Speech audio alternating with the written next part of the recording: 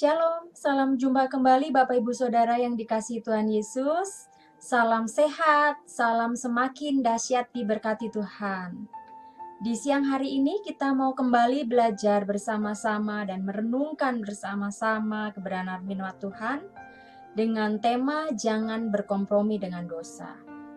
Nats Alkitabnya terambil dari 2 Raja-Raja 11 ayat 21, demikian firman Tuhan. 2 Raja-Raja 11 ayat 21. Yoas berumur 7 tahun pada waktu ia menjadi raja. Singkat ya Bapak Ibu Saudara ya, tapi kita mau ulas bersama-sama tentang ayat ini. Saya mengawalinya dengan satu pemaparan bahwa banyak orang mengawali segala sesuatu itu dengan awal yang baik. Misalnya di dalam pekerjaan, dalam pelayanan gitu ya. Antusias pengen bekerja, setelah dapat pekerjaan pasti orang itu semangat. Segala sesuatunya dikerjakan dengan baik, dengan penuh tanggung jawab. Pelayanan juga sama. Awal-awal mula pasti akan semangat melayani Tuhan gitu ya. Pernikahan juga sama, diawali dengan satu hal yang baik. Komitmen-komitmen dibangun bersama untuk keberlangsungan pernikahan itu supaya bisa ada satu keharmonisan gitu ya. Nah, tetapi apakah semuanya pasti ketika diawali dengan segala sesuatu yang baik akhirnya nanti baik pula?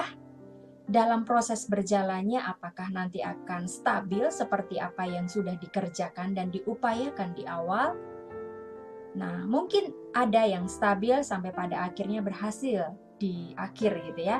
Tapi ada juga yang mengawalinya dengan baik, cuman pada akhirnya nanti tidak baik gitu. Akhirnya tidak baik. Ya.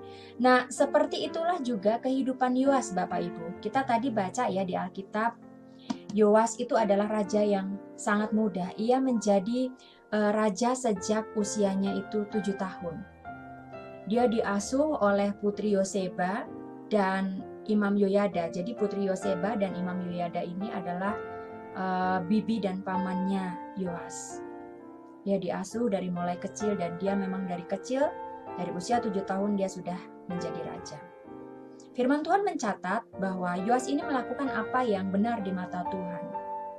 Awalnya, ya, saat dia didampingi, dipimpin, diajari oleh Imam Yoyada, dia melakukan banyak hal yang benar di mata Tuhan.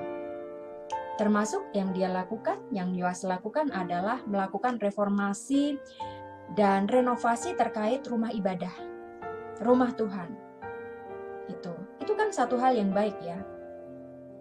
Tapi pada akhirnya dia membuka celah untuk dosa itu masuk dalam dirinya.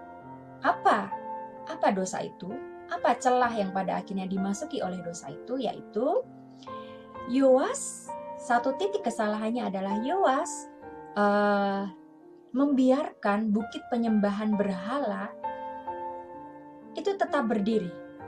Sehingga Yehuda kembali terjerumus ke dalam penyembahan terhadap berhala. Nah, ketika Yoas membuka celah sedikit saja untuk dosa itu masuk, maka itu juga yang terjadi dalam kehidupan kita.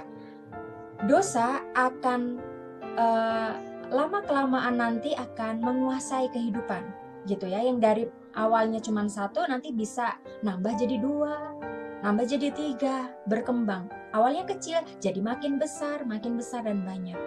Itulah yang namanya celah dosa. Ketika kita membiarkan itu masuk, kita membiarkan itu terbuka, maka dosa itu masuk dan menguasai kita, yang membawa kita semakin jauh dari Tuhan.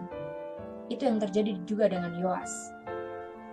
Jadi setelah apa yang dilakukan Yoas itu, dia tidak membongkar, tidak menjauhkan bukit penyembahan berhala, maka yang terjadi adalah orang-orang Yehuda kembali terjerumus dalam penyembahan berhala. Lalu yang selanjutnya adalah ketika Tuhan mengutus para nabi menegur Yoas, ya, dan juga para pemimpin Yehuda, Yoas tidak mau mendengar. Kesalahan lagi dia lakukan. Dan kesalahan selanjutnya adalah Yoas bahkan membunuh Zakaria dan anak dari Yoyada atau pamannya tadi, yang sudah setia mendampingi, yang sudah setia mengajar, yang sudah setia merawat Yoas. Tapi apa yang dilakukan Yoas? Dia membunuh anak Imam Yoyada. Ya, kenapa? Ya karena mereka berusaha untuk mengingatkan Yoas akan kesalahannya. Dan akhir ceritanya Yoas berbenturan dengan para pegawainya. Para pegawai istananya memberontak dan akhirnya terjadi peperangan dan Yoas terbunuh. Nah, Bapak Ibu Saudara, kita mau belajar dari kisah Yoas ini. Meskipun awal mulanya kita mengawali perjalanan kehidupan kita dengan baik, seperti halnya Yoas yang mengawali karir dia, profesi dia sebagai raja itu dengan baik, namun ia mengakhirinya dengan tidak baik. Karena apa? Karena dia membuka celah untuk dosa masuk dan pada akhirnya menguasai dan pada akhirnya juga membawa dia jauh dari Tuhan. Mungkin kita mengawali relasi ya dengan suami atau dengan istri, hubungan pernikahan itu dengan satu komitmen yang baik awalnya, tetapi dalam proses berjalannya kehidupan rumah tangga itu dari suami atau dari istri membuka celah dosa masuk,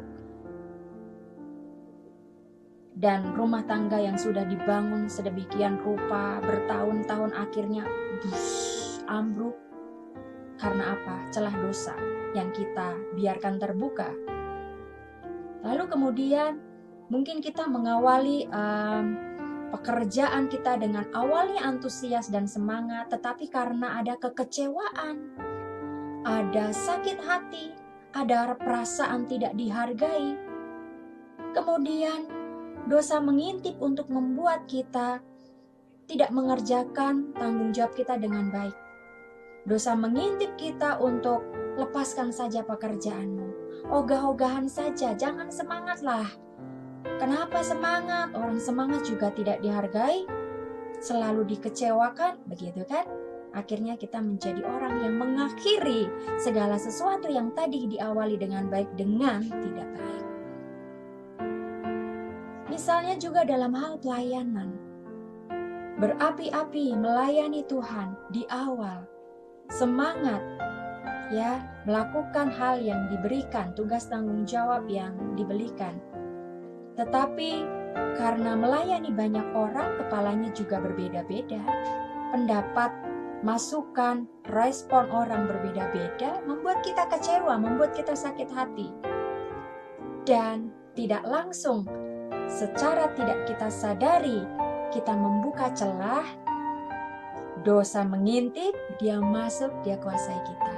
Jauhlah dari Tuhan. Awal kita mengawali dengan baik, tapi akhirnya mengakhiri dengan tidak baik. Pelayanan kita gagal, tidak berharga di mata Tuhan, karena hati kita sudah dikuasai oleh motivasi-motivasi atau hal-hal yang berdosa, yang tidak berkenan di mata Tuhan.